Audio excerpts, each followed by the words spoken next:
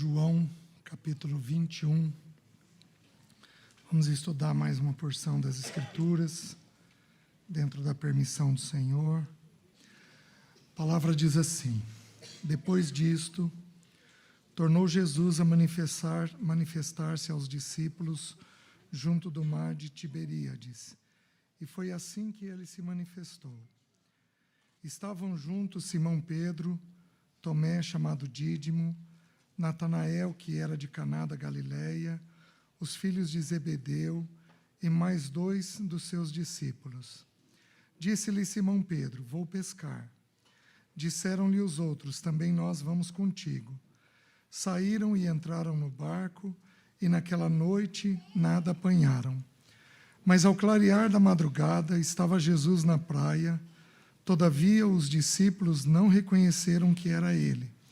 Perguntou-lhe Jesus: filhos, tendes aí alguma coisa de comer? Responderam-lhe: não. Então lhes disse: lançai a rede à direita do barco e achareis. Assim fizeram e já não podiam puxar a rede, tão grande era a quantidade de peixes. Aquele discípulo a quem Jesus amava disse a Pedro: é o Senhor. Simão Pedro, ouvindo que era o Senhor, cingiu-se com a sua veste, porque se havia despido, e lançou-se ao mar. Mas os outros discípulos vieram no barquinho, puxando a rede com os peixes, porque não estavam distantes da terra, senão quase 200 côvados. Ao saltarem em terra, viram ali umas brasas em cima, peixes, e havia também pão. Disse-lhe Jesus: trazei alguns dos peixes que acabastes de apanhar. Simão Pedro entrou no barco e arrastou a rede para a terra, cheia de 153 grandes peixes.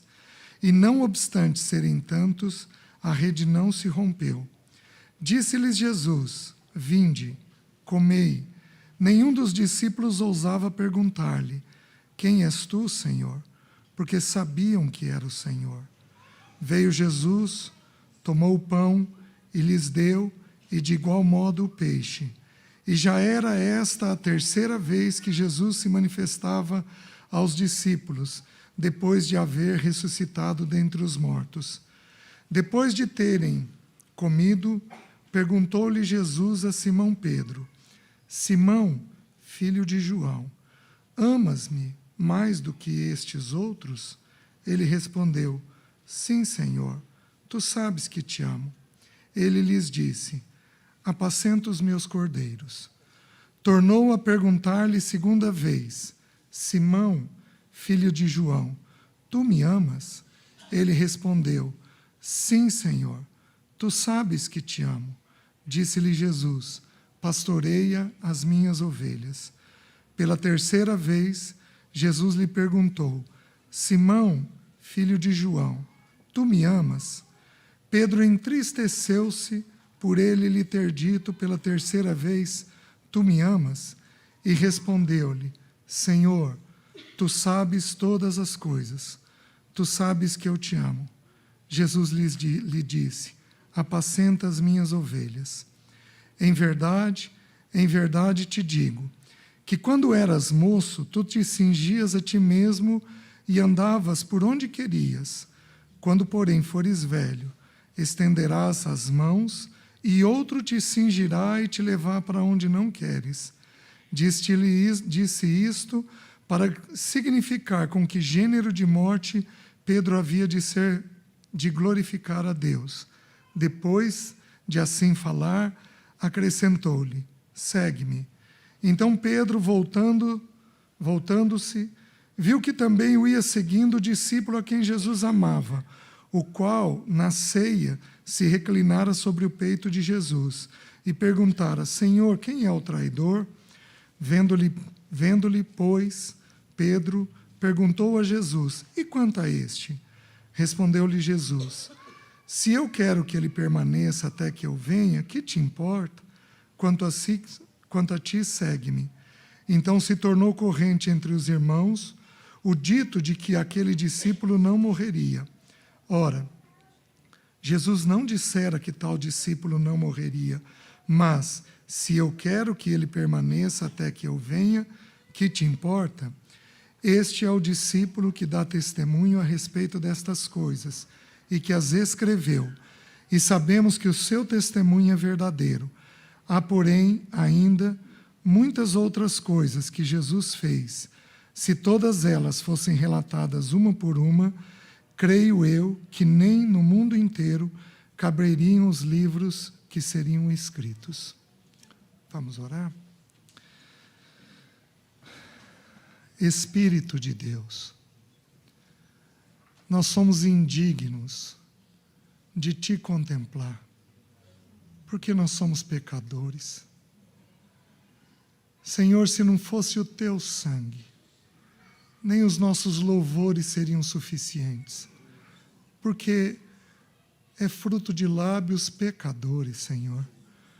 Mas nós Te louvamos e Te bendizemos, porque o Senhor vem atrás de nós, o Senhor nos ama, o Senhor, como nós acabamos de cantar, nos procura nos cantos mais escondidos dessa terra, e nós queremos Te louvar por isso.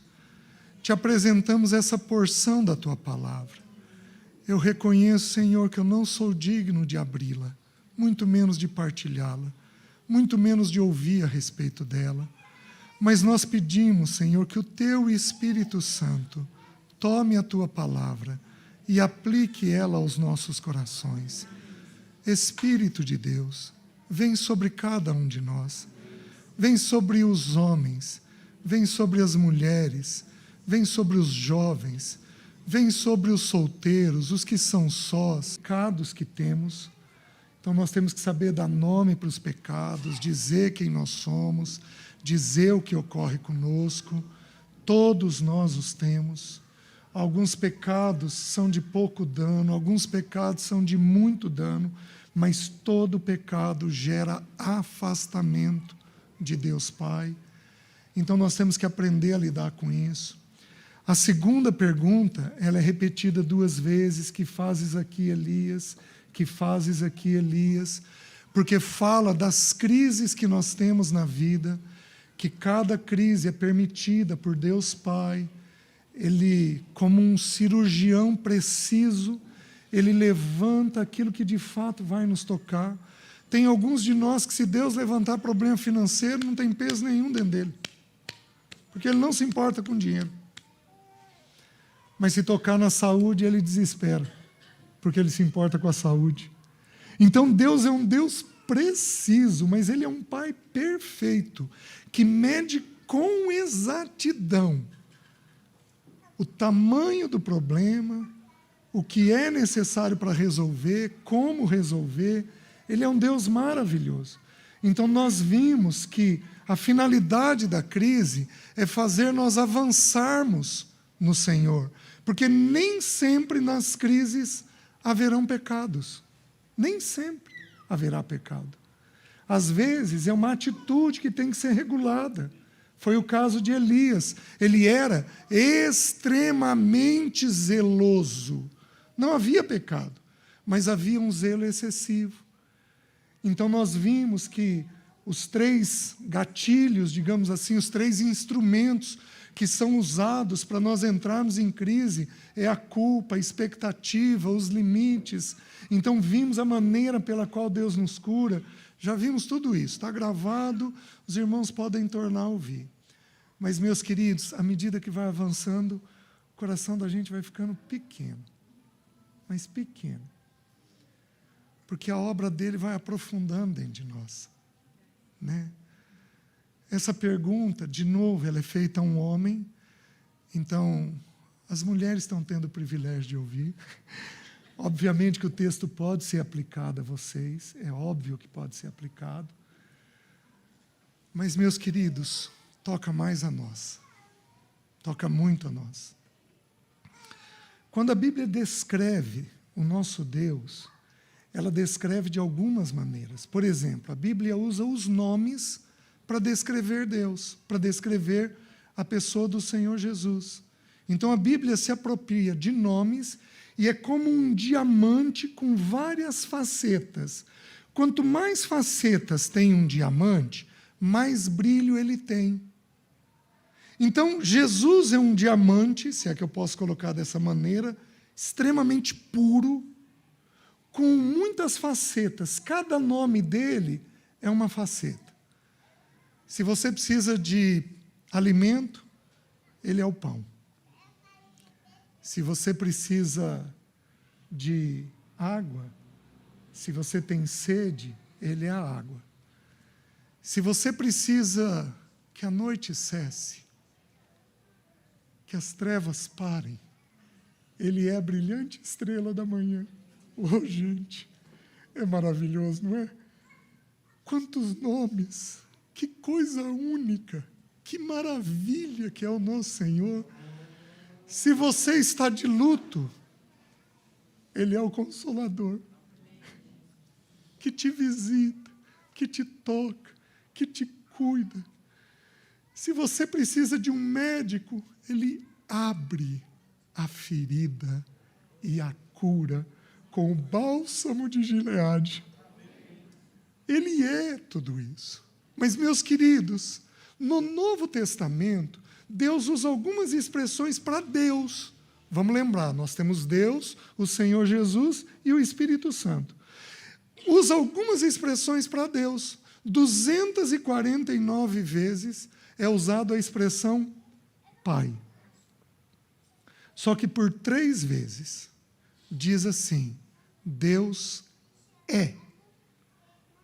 Quando eu digo que uma pessoa é, eu estou dizendo que aquilo é a essência dele. Ele não pode agir fora daquela essência. Ele não tem condições de agir fora daquela essência, porque ele é. É uma questão da natureza dele. Se eu falar que um animal é um cachorro, eu espero que ele vai latir. Eu não espero que ele vá para a lama, porque ele é um cachorro. Se eu disser que vai cacarejar, é uma galinha. Se eu disser que vai para a lama, é um porco. Então, aquilo que o animal é, está na essência dele. Quando a Bíblia diz que Deus é, está na essência dele. E diz que Deus é 3 coisas. Deus é amor, Deus é luz e Deus é fiel. Essas 3 coisas é o que ele é. Ele prometeu que vai completar a obra dentro de você. Ele vai. Você pode espernear, você pode correr, você pode distanciar, que ele te busca onde ele precisar te buscar. Porque ele é o pastor que deixa as 99 e vai atrás da ovelha que está desgarrada. Ele é aquilo que ele diz que ele é. Só que, meus queridos, a Bíblia também diz, em 1 Coríntios, agora, pois, permanecem a fé, a esperança e o amor. Desses 3, porém, o maior é o... Meus queridos, as 3 perguntas de Pedro estão ligadas ao amor. Pedro, tu me amas? Tu me amas? Tu me amas? E Pedro tem que se deparar com essa realidade dentro dele.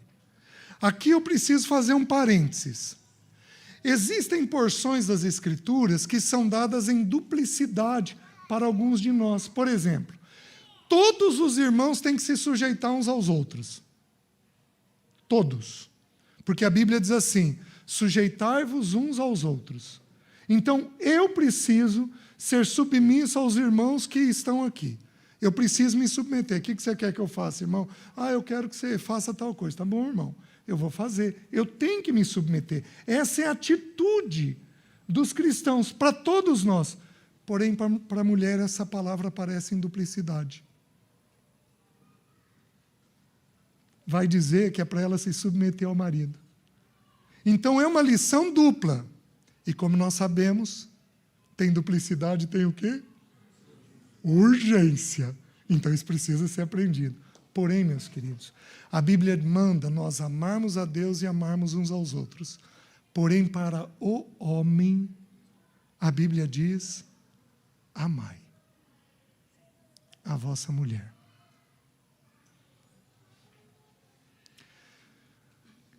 Eu vou dizer com toda a autoridade que me é possível. Um dos motivos de, às vezes, termos filhos problemáticos é porque nós não amamos a esposa do jeito adequado. Você quer uma coisa que regula filho? É um homem amar uma mulher. Quando não amamos de forma adequada, meus queridos, nós não temos noção do tamanho do estrago. Eu podia parar aqui e pedir para alguns irmãos me contarem as suas histórias, que eu vou pegar isso que eu estou falando e vou aplicar a história de vocês. Porque o que eu estou falando existe. Isso é real. Quando a Bíblia disse, eu falei já para os irmãos, e vós pais não irriteis os vossos filhos, a palavra usada ali é para o pai homem. Mas por quê? Se a mulher irrita mais que o homem? Porque quem regula a mulher é o homem. Quem trata a mulher é o homem. Então, o que Deus vai fazer agora? Olha a sequência.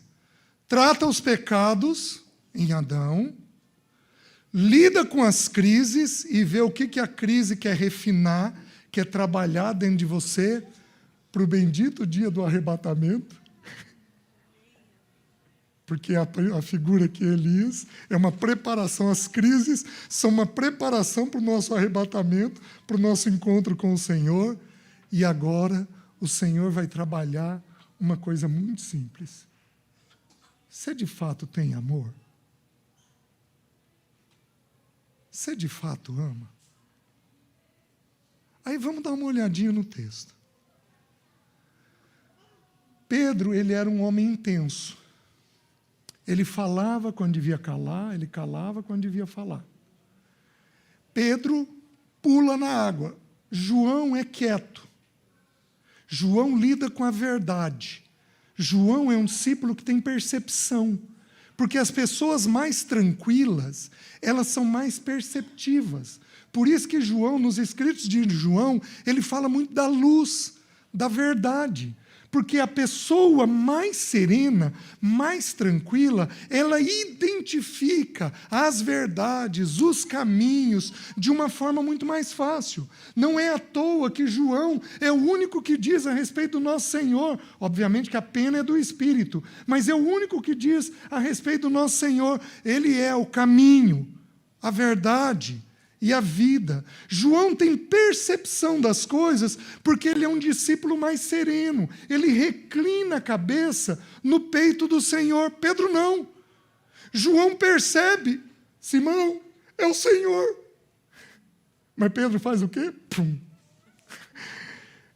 Que bom, nós precisamos de irmãos que mergulhem na água e que vão correndo até o Senhor e que vão à frente de nós. Porém, meus irmãos, isso precisava ser regulado também dentro de Pedro, porque ele tinha um exagero, uma intensidade que não era santa, não era adequada. Então ele vira, o Senhor fala da morte dele e diz assim, ele vira e diz assim, estou pronto para ir contigo até a morte.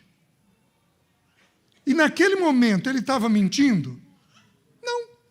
O que ele não conhecia é que ele falava demais. E ele se comprometia com coisas que ele não ia dar conta de fazer. Porque quem fala demais faz isso. Se compromete com coisas que não vai dar conta de fazer. E aí o Senhor, meus queridos, a última pergunta, não sei se eu vou mencionar talvez rapidamente hoje à noite, a última pergunta é feita para Saulo. Saulo, Saulo, por que me persegues? Sabe o que é Saulo no hebraico? Desejado.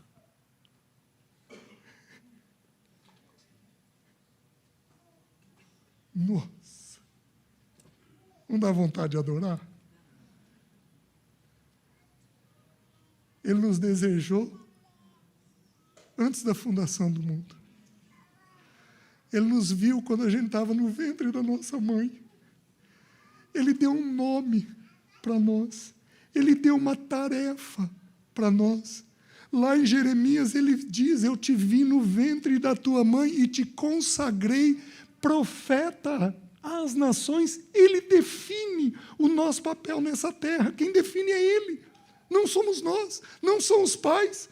Os pais são apenas cooperadores de Deus para ajudar os filhos a definirem aquilo que Deus escreveu para eles. É lindo, é maravilhoso. Então, sabendo que Pedro havia sido escolhido antes da fundação do mundo, desejado, como foi Saulo, o Senhor, quando ressuscita, as Marias, no livro de Marcos, as Marias vão até o sepulcro e acham um anjo, um jovem, assentado no túmulo de Jesus, e o túmulo vazio, o sepulcro vazio. E o anjo diz para elas: vocês procuram a Jesus, o Nazareno? Ele não está aqui, mas ele ressuscitou. E aí o anjo diz assim: vai, dize aos discípulos e a... Meus queridos, ele nos procura. Ele nos procura. Você pode estar enterrado no pior pecado do mundo. Ele é o Deus que nos tira de um tremedal de lama. E ele faz isso porque ele tem amor por nós. É um amor que nós não merecemos, que nós não poderíamos receber. É um amor dele. A palavra amor, que é a palavra que vai aparecer no texto, a palavra mais significativa no texto, a palavra amor, ela tem 8 originais no grego. A grande maioria delas é ágape, ou no verbo, agapau. Então, a grande maioria das vezes em que aparece a palavra amor, nós temos a palavra filéu, que é o amor de amizade.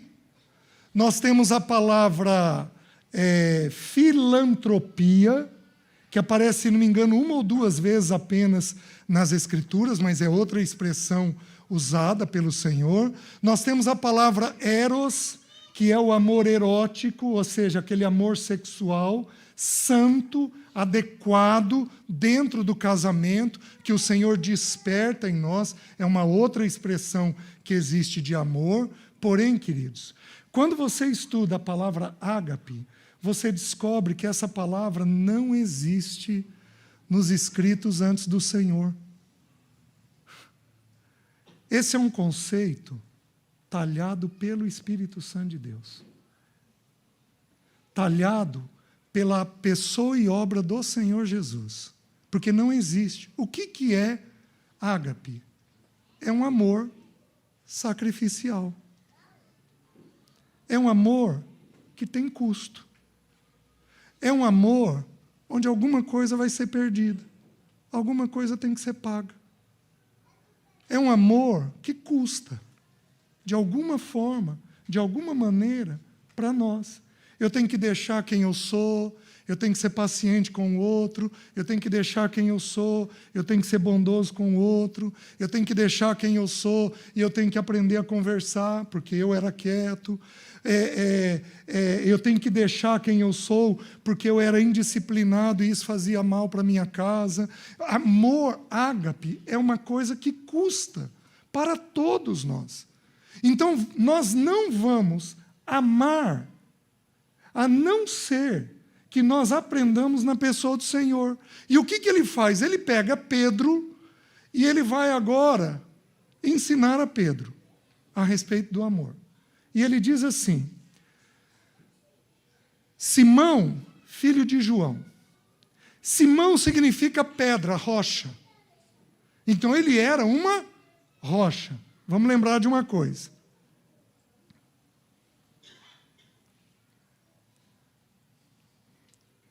Você pode ser uma rocha porque você é sólido e firme.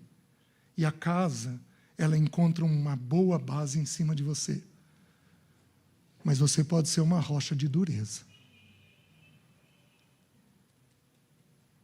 de teimosia. A rocha que o Senhor está esperando em Pedro é a rocha da firmeza, da determinação, naquilo que ele quer, de ser determinado e de não ser duro. Porque isso é contra a natureza de Deus Pai, de Deus Filho e do Espírito. Nosso coração tem que ser um coração vergado, inclinado para onde Ele quiser que a gente vá, flexível para onde Ele quiser que a gente vá. Esse precisa ser o nosso coração. Então ele vira e diz assim: Simão, filho de João. E aí eu tenho que parar de novo. Porque João, na Bíblia, o nome João tem 2 significados.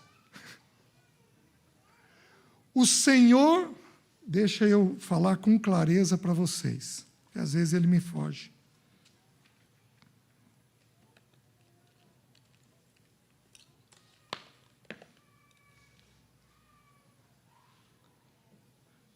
Jeová é um doador gracioso.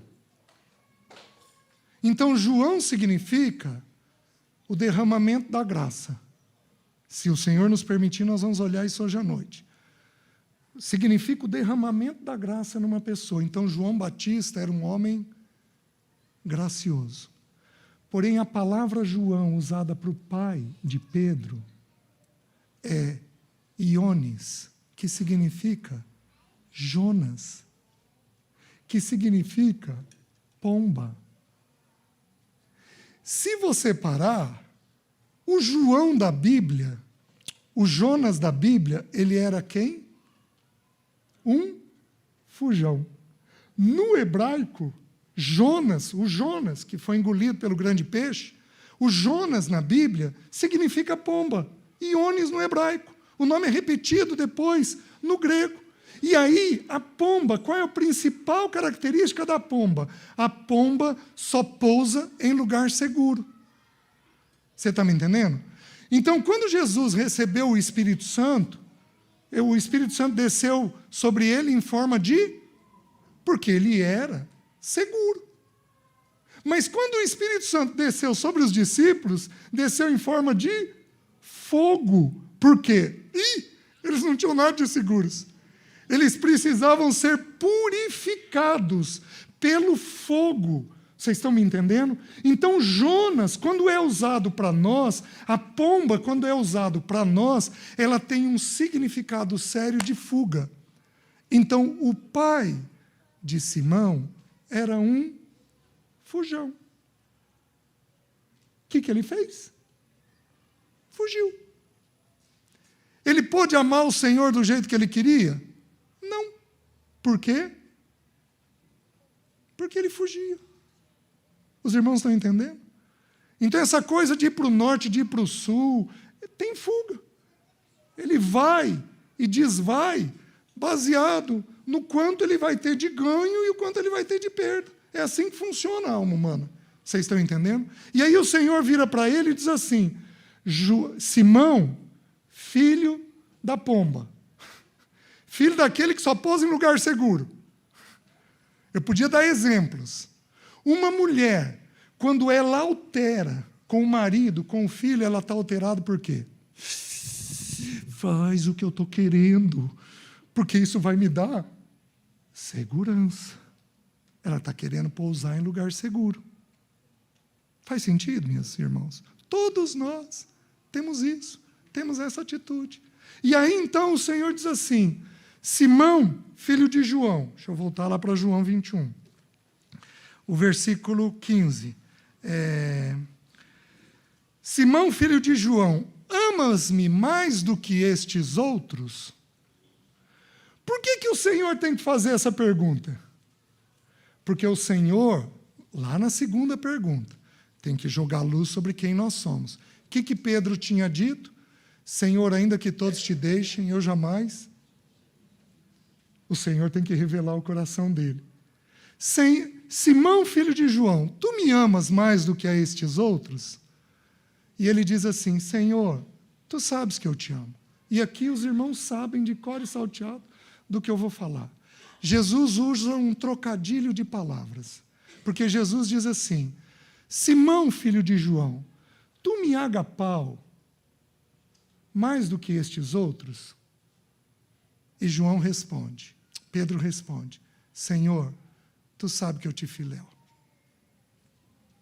Ele já tinha tido consciência. Senhor, eu tenho uma amizade, mas eu não sei o quanto eu quero pagar o preço. Eu gosto, o senhor é ótimo, é um amigo excepcional, posso procurar o que eu tiver necessidade, mas eu não sei o quanto do sacrifício eu quero fazer. Os irmãos estão entendendo? Meus queridos, minha esposa virou para mim e falou assim, eu perguntei para ela, Leci, o que eu preciso fazer para você se sentir amada? Ela falou assim, eu queria que você tomasse café da manhã no sábado comigo. Meus irmãos, está difícil. Mas eu acordo 5h30 da manhã. E no sábado, a Leci também acordava cedo, ela ia sair às 9 horas da cama. O que ela queria que eu fizesse? Fica na cama comigo. Eu só tinha o sábado para fazer minhas coisas. Só o sábado. E aí, eu amo. Eu vou fazer isso.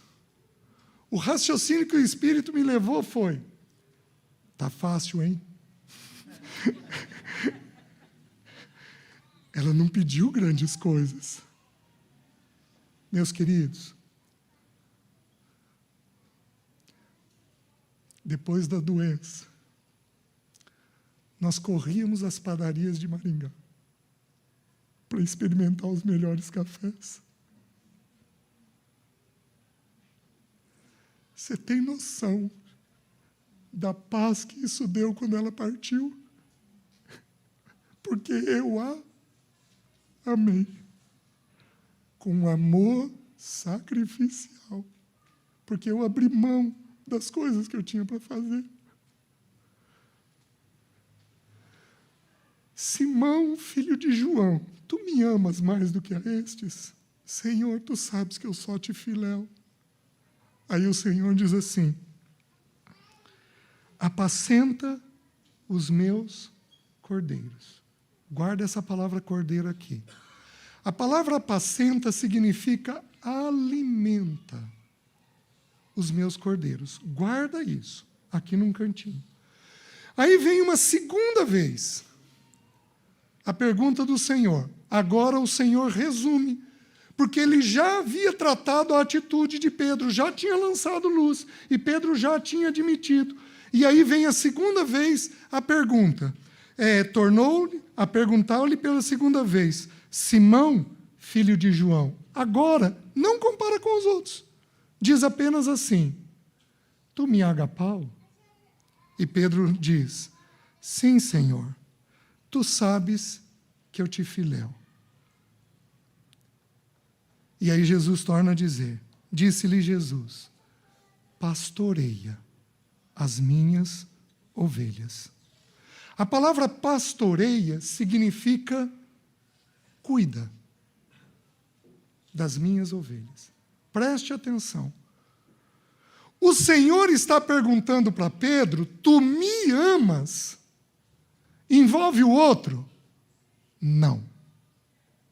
Mas a conclusão do Senhor vai ser, se você me ama, eu quero que você pastoreie os meus.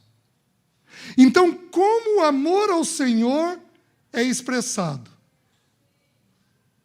Em alimentar e cuidar dos nossos.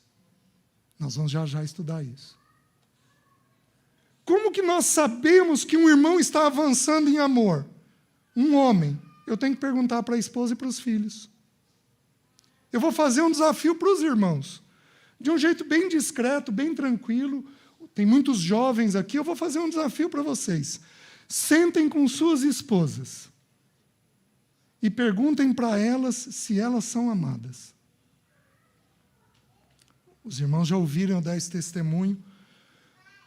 Uma vez eu estudei, não esta porção, eu estudei o tema do amor num acampamento de casais. Eu estudei a palavra ágape num acampamento de casais.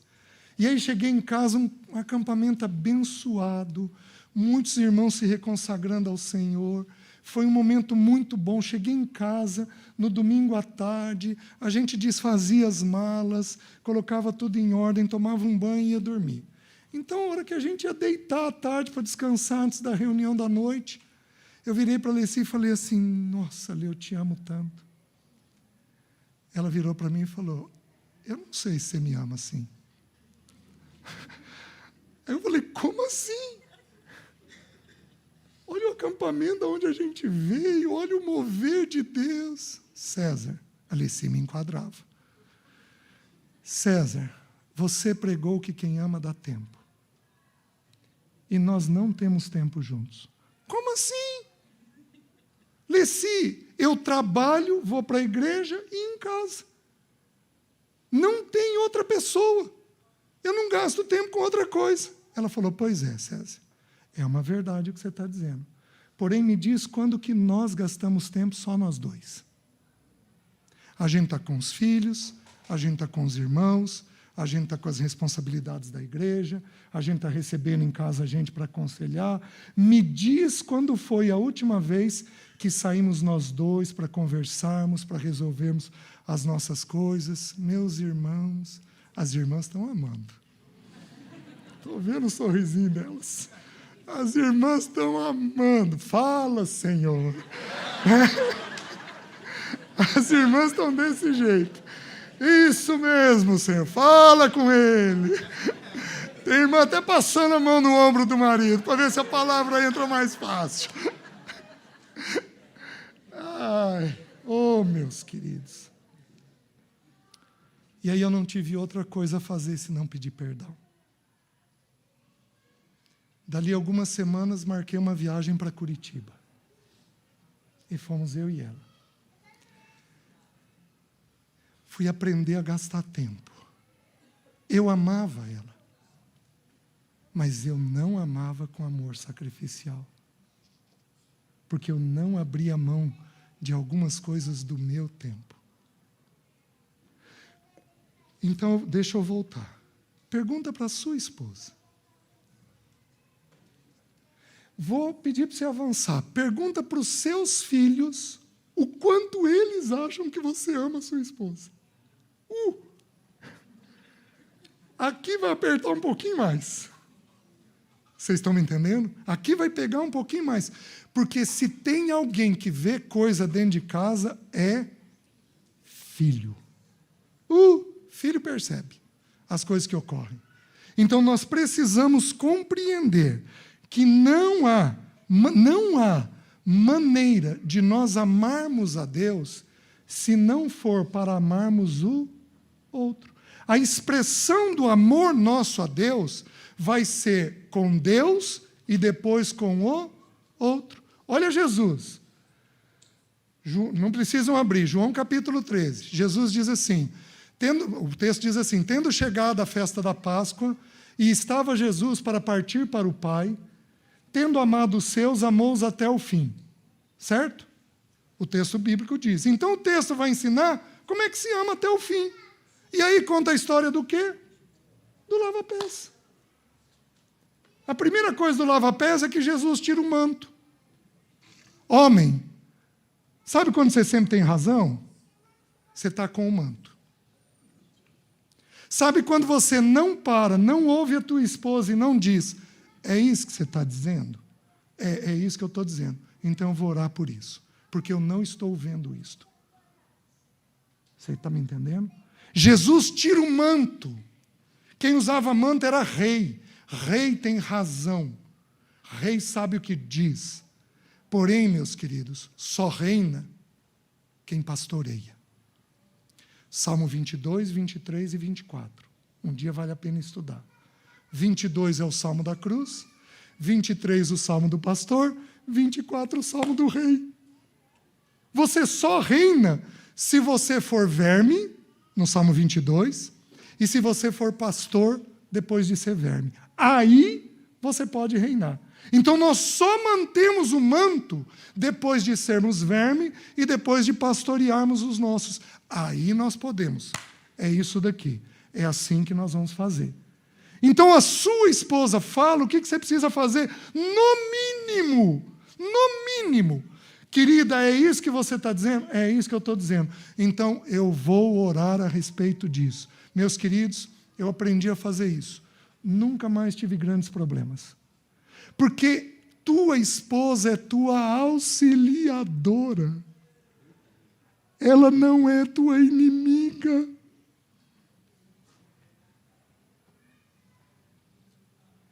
Vira para ela e diz isso. Você não é minha inimiga. Você é minha auxiliadora. Agora eu vou te espremer um pouquinho mais. Vira para ela e diz assim: vou aprender a considerar em Deus o que você está me dizendo. Vira para ela e diz: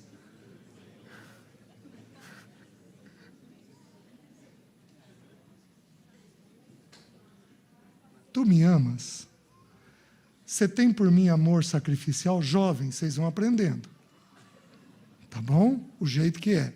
Você tem por mim amor sacrificial?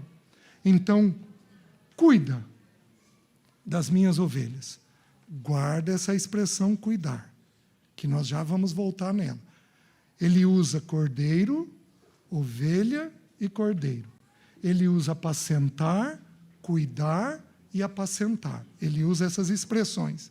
Aí, pela terceira vez, o Senhor diz assim, pela terceira vez Jesus lhe perguntou, Simão, filho de João, tu me agapaus? E aí o texto relata mais uma coisa. Entristeceu-se Pedro daquilo que o Senhor lhe falou. Por que Pedro entristeceu? Oh, meus queridos, lembra o que foi ensinado? Que Deus produz em nós tristeza. Segundo aos Coríntios 7:10, porque a tristeza, segundo Deus, nos conduz ao arrependimento, que ninguém traz pesar. Mas a tristeza, segundo o homem, produz morte. Então, Deus, quando quer comunicar, Ele produz em nós tristeza. Pedro, pela terceira vez, tem que se deparar. Ô Senhor, o Senhor quer que eu te agapau e eu estou concluindo que eu apenas te filéu. Eu não tenho o amor sacrificial que eu esperaria que eu tivesse pelo Senhor. Então Pedro finalmente se quebranta, porque a tristeza, segundo Deus, produz arrependimento. Enquanto você está armado, brigando na tua cabeça, porque ela me disse isso, eu tenho que responder aquilo, eu tenho que falar aquilo outro, porque quem que ela pensa, não pode, é assim que tem que ser, o princípio bíblico diz isso, com aquela rigidez que a gente falou ontem, aquele zelo e exagerado, fervoroso. Queridos, enquanto você estiver assim, a tristeza não assentou. Porque a hora que a tristeza assenta, o arrependimento vem junto. E aí, então, ele diz, pela terceira vez, você tem por mim um amor sacrificial? E Pedro responde assim, Pedro entristeceu-se por ele lhe ter dito pela terceira vez, tu me amas? Ele respondeu, Senhor, tu sabes todas as coisas. O coração dele tinha jogado luz. Senhor, a tua luz invadiu. Tu sabes todas as coisas e tu sabes que eu apenas te filéu. Os irmãos entenderam? E aí ele diz, apacenta as minhas ovelhas. Pois bem,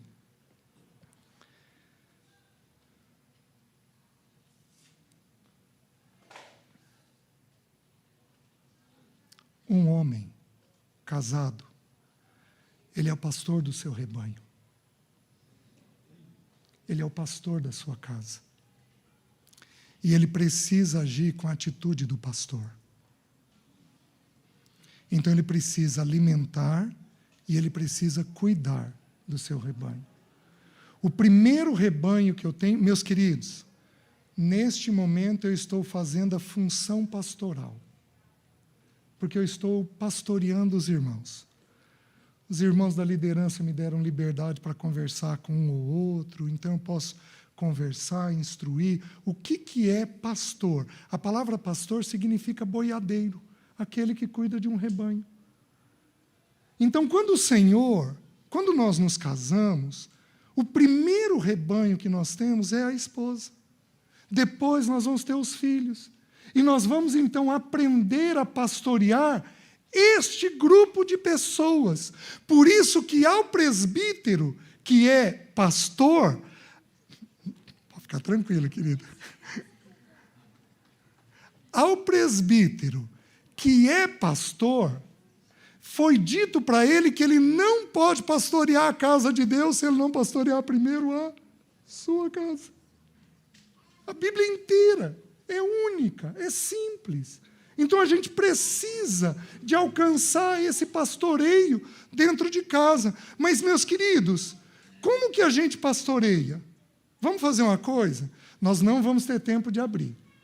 O Salmo 23, apesar de nos ser dito que é o Salmo do pastor, quem escreve é a ovelha. O Senhor é o meu pastor. Então, a perspectiva do Salmo não é a perspectiva do pastor, é a perspectiva da ovelha. Então, deixa eu falar algumas coisas para os irmãos a respeito da ovelha. Então, presta atenção. Filhos, vocês têm um pastor, que é o pai de vocês. Mulher, você tem um pastor, que é o seu marido. Tá? Os que são sós vão ter pastores, que são aqueles que Deus levanta para cuidar de vocês. Pode ser um irmão da igreja, pode ser um irmão à distância. Deus vai levantar pessoas para pastorear a sua vida. Em geral, os irmãos da igreja, do pastoreio, do governo da igreja, são os primeiros irmãos a fazer isso, mas não são os únicos a fazer isso, porque o Senhor é livre para levantar quem quer para cuidar da gente em determinados momentos. Pois bem, qual é a primeira característica da ovelha? Homem, presta atenção. Eu estou falando da tua esposa, dos teus filhos. Entenda quem é a ovelha. A ovelha é um rebanho que é conduzido pela frente e não por trás. Os rebanhos, a gente assiste filmes. A gente, lá na minha região, a zona rural é enorme. Então, quando você vê uma pessoa conduzindo vacas, ela conduz por onde? Por trás. Ela vai cercando, vai empurrando. Então, é um animal que tem que ser empurrado. Quando você vê um grupo, uma tropa de cavalos sendo conduzida, ele é conduzido de que jeito? Por trás. Então, é por trás que ele vai sendo empurrado. Mas, meus queridos, a ovelha é diferente. A ovelha segue o pastor. Ela é conduzida pela frente.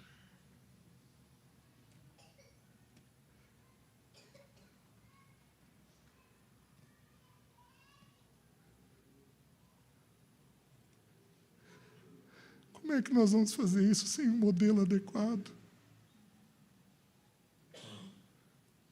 Que autoridade nós temos se aquele tema que nós estamos tratando não está resolvido em nós?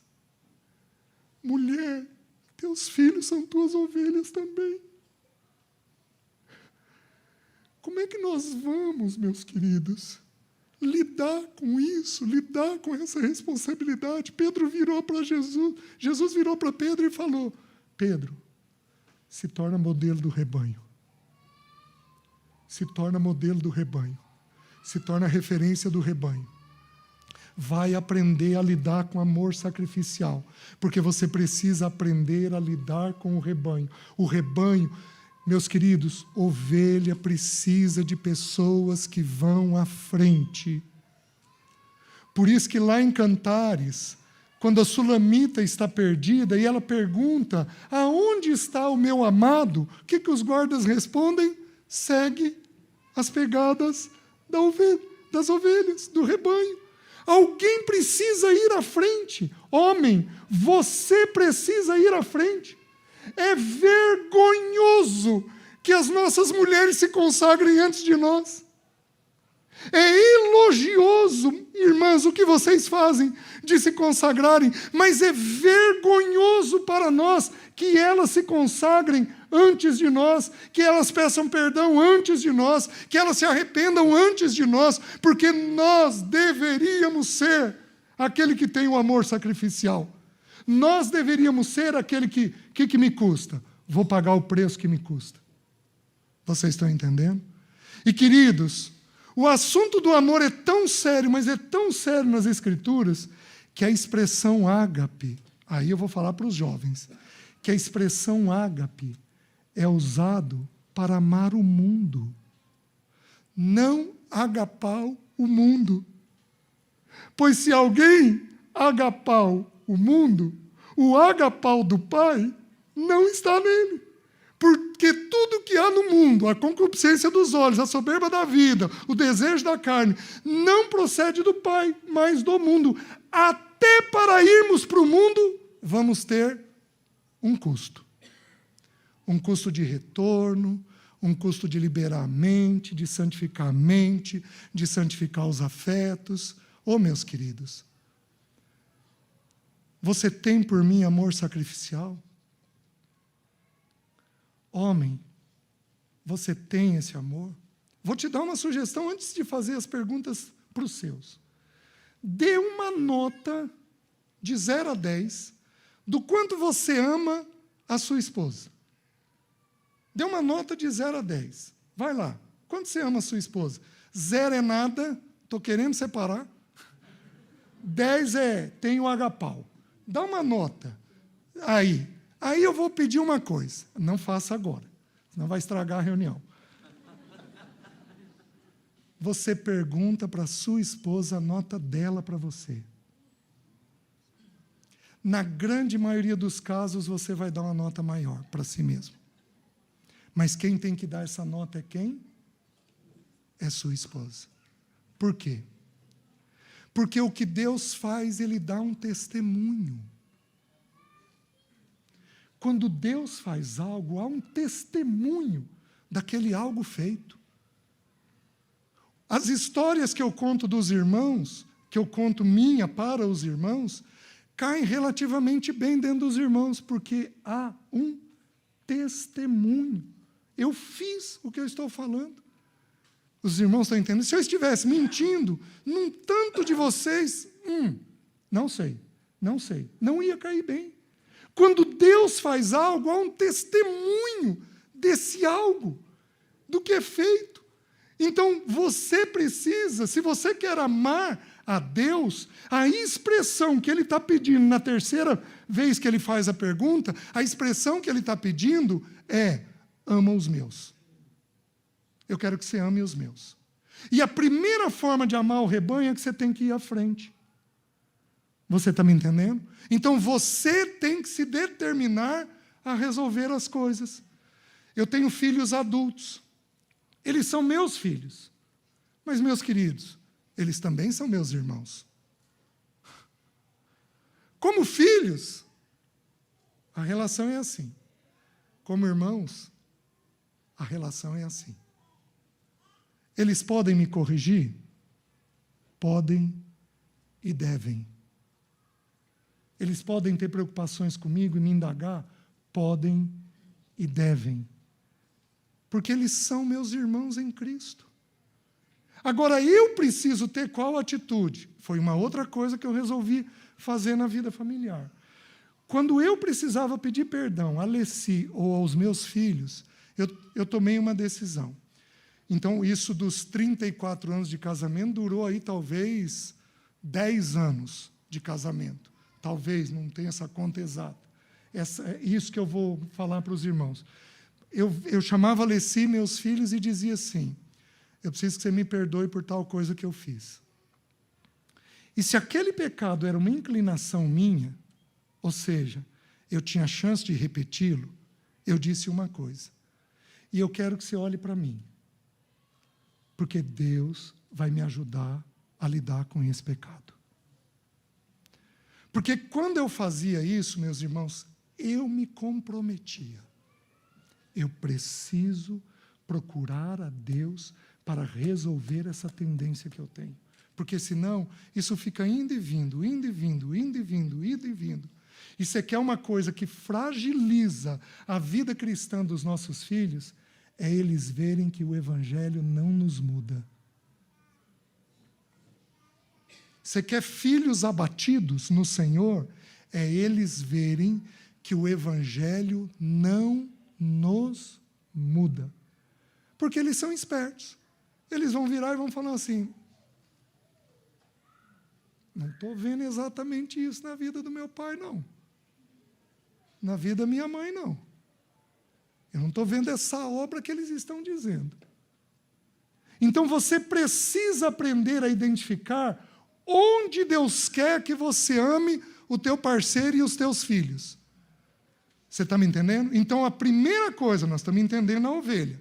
A primeira coisa da ovelha precisa que alguém vá à frente. Então você precisa aprender o caminho do arrependimento, de pedir perdão. João Batista, ele estava batizando todas as pessoas que vinham da circunvizinhança, e aí vieram os fariseus. E ele diz assim: raça de víboras, quem vos induziu a fugir da ira vindoura? E aí ele diz assim: produzi, pois, frutos dignos de arrependimento. Meus queridos, arrependimento tem 4 frutos dignos. Eu confesso, eu deixo, eu tenho vergonha e eu tenho tristeza. Eu confesso e deixo em Provérbios 28:13. Eu tenho vergonha em Romanos capítulo 6, se não me engano, versículo 21. E eu tenho tristeza em 2 Coríntios 7:10. Quando temos essas atitudes, é um sinal de arrependimento. Por que que um homem tem que se arrepender? Porque o início de tudo é arrependimento. Então ele tem que dar este modelo para o rebanho. Um modelo de alguém que confessa, que pede perdão, um modelo de alguém que admite, um modelo de alguém que abre mão das suas coisas. A partir de hoje, não tem mais futebol, não tem mais esporte, não tem mais lazer. A partir de hoje tem que ter o quê? Tem que ter uma firme atitude de amar os nossos, até que eles virem para nós e digam assim: me sinta amado. Me sinta amado por você. Até que eles digam isso para nós. Então, primeira atitude, primeira característica da ovelha: a ovelha é dirigida pela frente. Segunda característica da ovelha: a ovelha é totalmente indefesa. Meus queridos, todos nós aqui somos ovelhas do Senhor. Ovelha não tem garra, não tem presa, não tem veneno. Ovelha não tem nada disso. A ovelha está na base da pirâmide alimentar. Ela é comida por qualquer predador. Ela é frágil. Ela é facilmente assustada. Meu pai criava ovelhas. Ele criava para, no final do ano, distribuir para os amigos. Ele criava uma ovelha com alto nível. Matei ovelhas algumas vezes. Ajudei a matar ovelhas algumas vezes. Então, conheço bem essa linguagem aqui. Mas é maravilhoso quando eu comecei a estudar. Porque você faz um movimento brusco, a ovelha dispara, às vezes, em direção ao predador. Então, a ovelha ela é facilmente assustada. Por isso, homem, meu irmão, você nunca mais vai gritar. Você nunca mais vai gritar, porque a ovelha é assustada.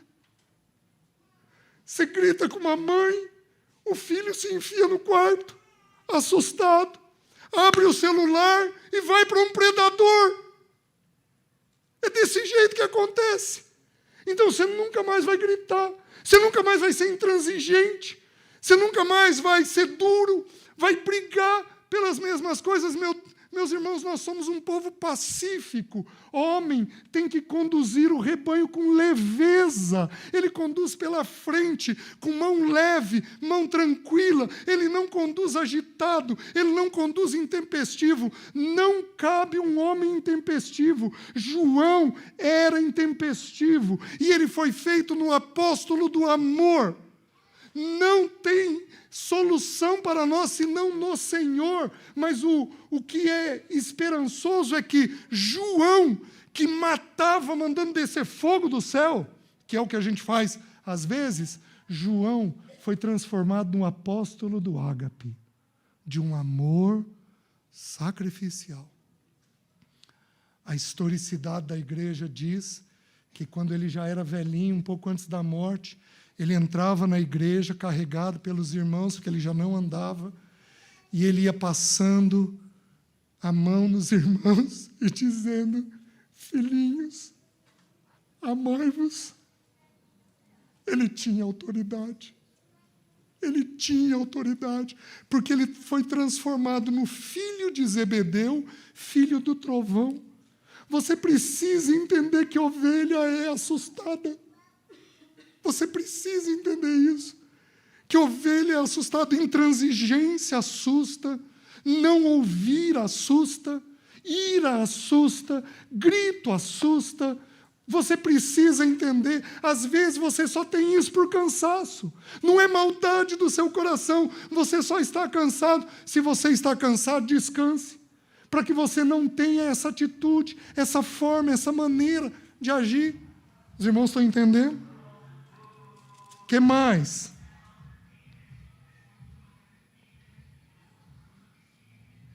Desculpe, eu preciso abrir, porque eu esqueci o esboço em Maringá.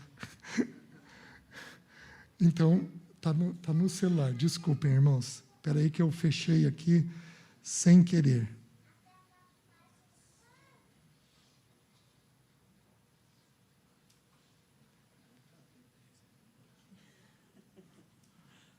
São conduzidos pela frente, são indefesas, são assustadas.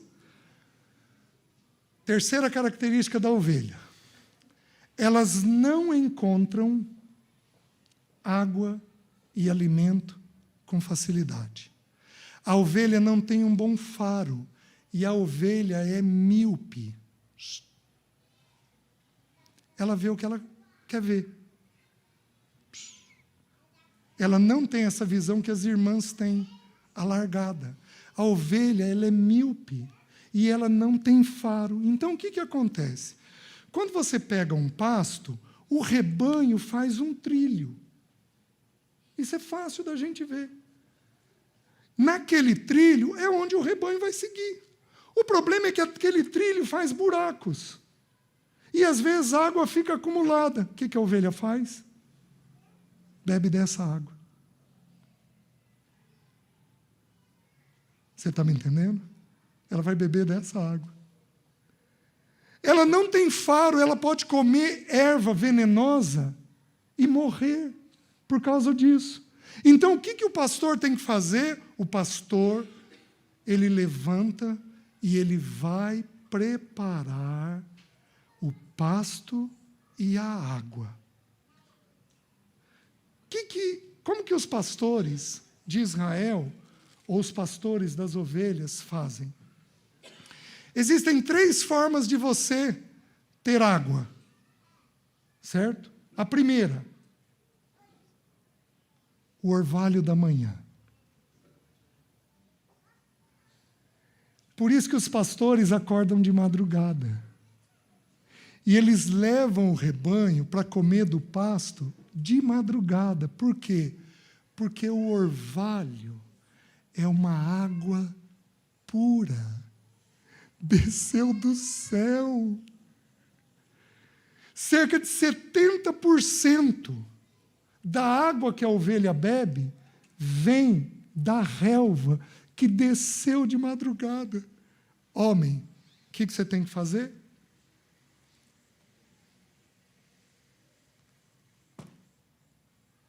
Você tem que levantar. E não é estudar para pregar na igreja.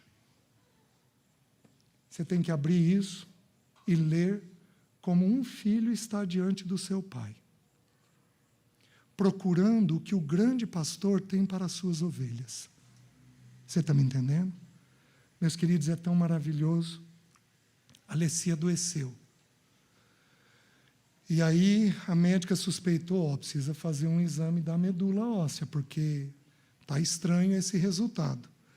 Aí achamos uma médica, fomos, a Alessia numa docilidade, a médica teve dificuldade de perfurar o osso, teve que fazer 3 vezes, a Alessia passando a mão nela e acalmando ela. Doutora, fica tranquila, a senhora vai conseguir. Aí a médica colheu um pouco de material suficiente para a biópsia, e aí eu lendo a palavra no meu devocional, eu lendo a palavra, e aí aparece Jó, se não me engano, capítulo 24, 10, 24 ou 24, 10, diz assim: um morre em pleno vigor da sua força, tendo a sua medula fresca. A única coisa que eu li foi, tendo a sua medula fresca. Eu virei para a Alessia e falei, Deus me falou que não vai dar nada. A Alessia falou, não é o que Deus me falou. Deus me falou que iam ser 2 coisas. Não lê, está aqui o texto, Deus me falou. Só que o que eu não li por esgotamento, porque eu estava assustado com a situação, o que eu não li é, um morre em pleno vigor da sua força.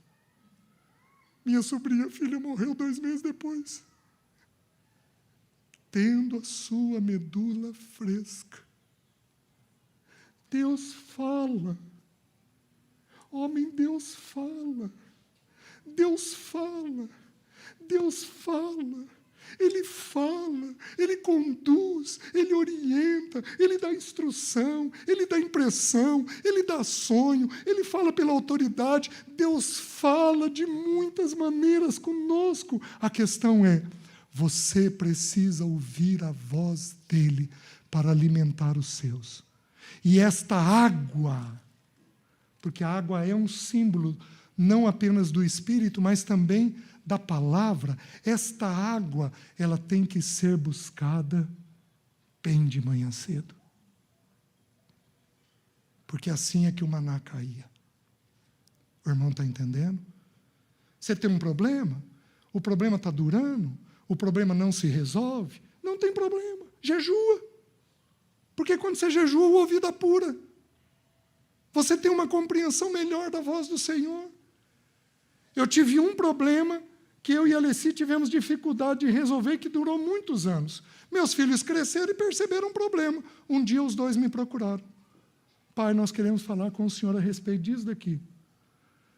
E eles me falaram o problema, eu falei, tua mãe me diz, nós já conversamos, mas eu não consigo ver. Então, se vocês estão vendo, a mãe está vendo e eu não estou vendo, vamos fazer uma coisa? Eu quero que vocês orem pela minha mente. Eles oraram 3 meses.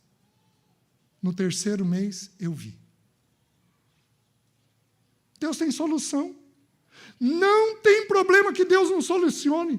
Decore Naum, capítulo 1, versículo 2, porque lá o texto bíblico diz assim, que Ele tem um caminho na tormenta e na tempestade. Meu querido, que são adolescentes, que são jovens, que têm lutas, você ora com Ele por isso.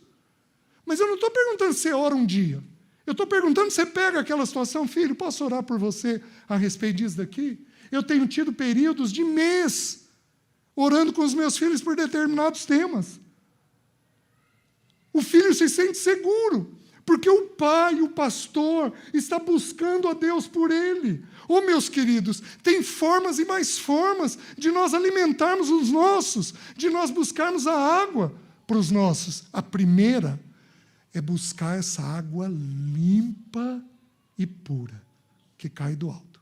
Qual é a segunda forma de providenciar água para a ovelha? A segunda forma de providenciar água para a ovelha é você procurar as fontes. Quem aqui vem da zona rural sabe disso. Meu pai tem uma porção de terra, deixou para minha mãe, agora para nós. e é uma terra bem regada, então a gente conhece as fontes. A gente sabe onde tem fonte, sabe onde dá para fazer os bebedouros, sabe onde a terra vai ser boa, porque ali tem uma fonte, a água simplesmente brota. Você não sabe o que fazer? Não tem problema, procure uma fonte. Eu tive 3 ocasiões que eu não sabia como agir. O que eu fiz? Procurei o irmão Paulo Bornelli. Ô Paulo, e sobre esse tema? O que a gente faz? Como que a gente resolve? Qual a instrução que você dá nisso daqui? Procura uma fonte, procura um livro, procura o texto das Escrituras a respeito daquele tema, procura um irmão maduro naquela área. Irmão, como é que você age assim? E aí, alimenta os seus, provê a água para os seus. Mas não é apenas essas 2 formas. Tem uma terceira forma, que é encontrada em Israel um pouco mais. Em Israel tem regiões que são de muita pedra. O que o pastor faz? Existem águas que são encontradas apenas em cavernas. O pastor entra nessa caverna. Ele desce até lá. Ele soa, porque é um lugar quente. Ele permanece lá alguns dias indo buscar água para o seu rebanho. Homem, tenta entender. Tem situação que com uma orientação você vai resolver, mas tem situação que você vai precisar de 2, 3, 4 anos para resolver. São as cavernas que nós vamos ter que entrar para procurar água para o nosso rebanho. Meu Deus, que texto eu uso para falar com minha esposa? Meu Deus, que texto eu uso para falar com meu filho? Meu Deus, como é que eu abordo? Eu calo, eu falo, eu procuro, eu deixo de procurar, eu vou fazer um chamego, eu não faço o chamego, eu ponho o assunto na mesa, eu não ponho o assunto na mesa. Meu Deus, como é que eu ajo? O que eu faço? Qual é teu tempo? Qual é teu modo? Qual é a tua forma? Qual é a tua maneira, meus queridos? Tem coisa que vai ser pontual, mas tem coisa que vai demorar. Os irmãos estão entendendo? E o alimento?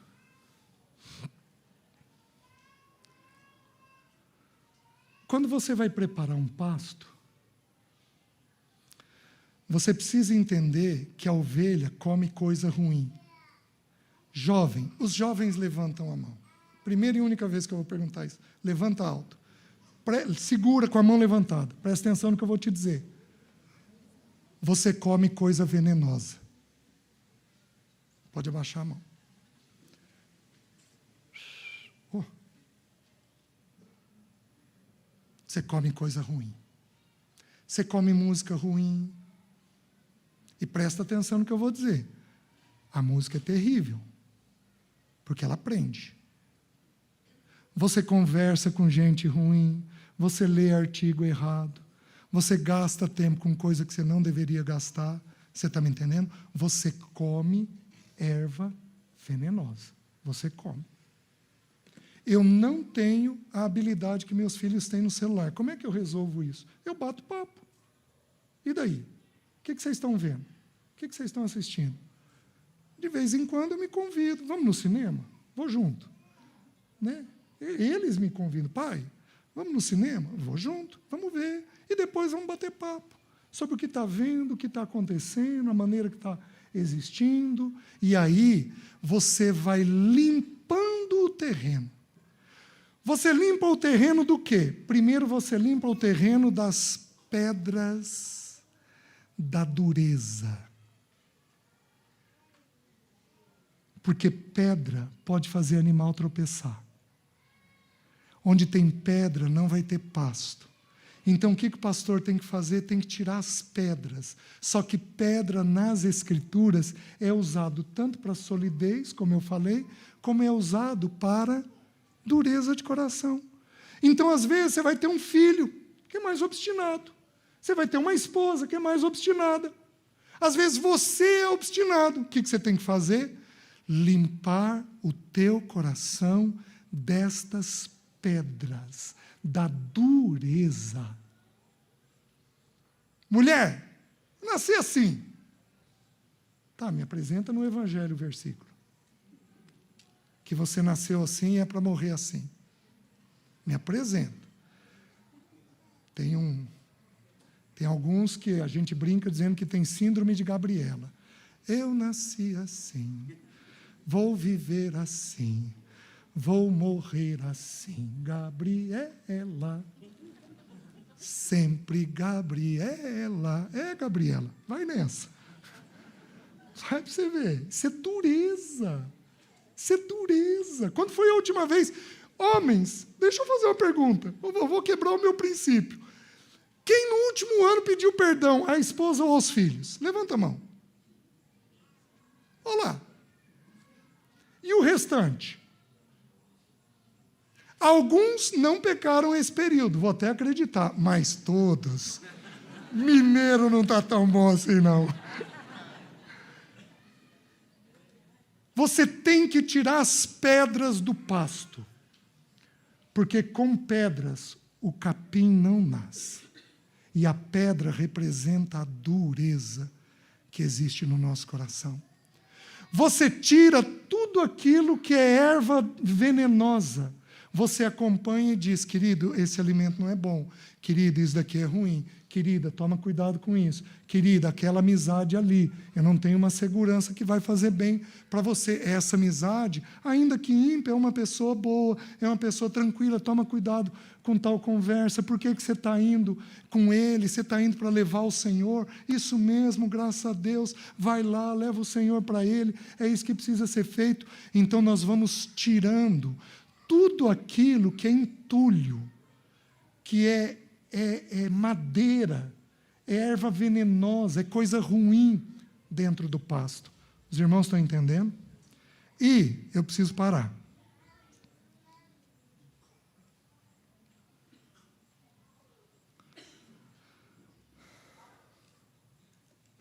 Existe uma última coisa, e aí eu encerro. No texto de Ezequiel, capítulo 38, se não me engano, capítulo 34, no texto de Ezequiel diz assim, para os pastores, é uma palavra de exortação, as doentes vocês não curaram, as que tinham necessidade vocês não assistiram. Ele fala que o pastor não cuidou bem. E aí ele diz uma coisa interessante no final do texto. Aí diz assim, eu matarei as ovelhas gordas. E aí é estranho isso. Porque o Senhor está dizendo que Ele vai tirar essas ovelhas gordas. O que acontece? As ovelhas são conduzidas pelo pastor. Mas tem algumas ovelhas que querem agir como dominadoras do rebanho. E elas dão cabeçadas. Então elas vão e batem nas mais fracas. E a ovelha tem uma coisa curiosa, não é à toa que o Salmo 23 fala da morte, que vai falar do caminho da morte. Por quê? Nos trilhos que a ovelha anda, pode fazer aquele buraco onde eu falei que fica a água. Só que o que acontece? Pastos irregulares, com buracos, igual areia de mar, que tem aquele buraco que você não percebe, o que acontece? Quando a ovelha cai, e cai de barriga para cima, ela tem cerca de 2 a 3 horas de vida. Por quê? Porque ela cai com as 4 patas para cima e ela não consegue levantar. E o peso da pele dela pressiona o pulmão. E cerca de 2 ou 3 horas depois ela vem a óbito, ela morre. O que o pastor tem que fazer? Ficar atento em caminho de morte o tempo inteiro. E não apenas nesses caminhos de morte, mas ele tem que ficar atento às ovelhas gordas que dão cabeçadas nos nossos. Meus irmãos, eu sou líder na casa de Deus. E é triste o que eu vou falar. Mas é muito triste. Você quer destruir um bom líder, você mira o filho dele, a filha dele. não falem dos filhos dos irmãos, da liderança. Em nome de Jesus. Eu não estou pedindo isso como líder. Eu estou pedindo isso como um pai. Porque os irmãos vão machucar, não só o líder, mas os filhos. Vocês não têm noção do quanto machuca. Porque miram o líder. É uma estratégia do diabo. Não vire uma ovelha gorda no meio do rebanho, dando cabeçada nos outros. Homem, não faça isso. Porque se você fizer, toda a casa vai aprender. Mulher, morda a língua. Não fale de irmãos. Morda a língua. Não vire uma ovelha gorda dando cabeçadas nos irmãos. Porque o que o pastor faz? O pastor pode quebrar a perna dessa ovelha. Ou o pastor pode recolher esta ovelha para proteger o rebanho. Então, nós, como pastores, temos que estar atentos a verificar se os nossos não estão sendo machucados. Os irmãos estão entendendo? E aí aprender a lidar de uma certa forma com isso. Às vezes nós priorizamos a igreja em detrimento do primeiro rebanho que nós temos, que são os nossos. Então nós precisamos aprender a lidar com esse equilíbrio. Amém?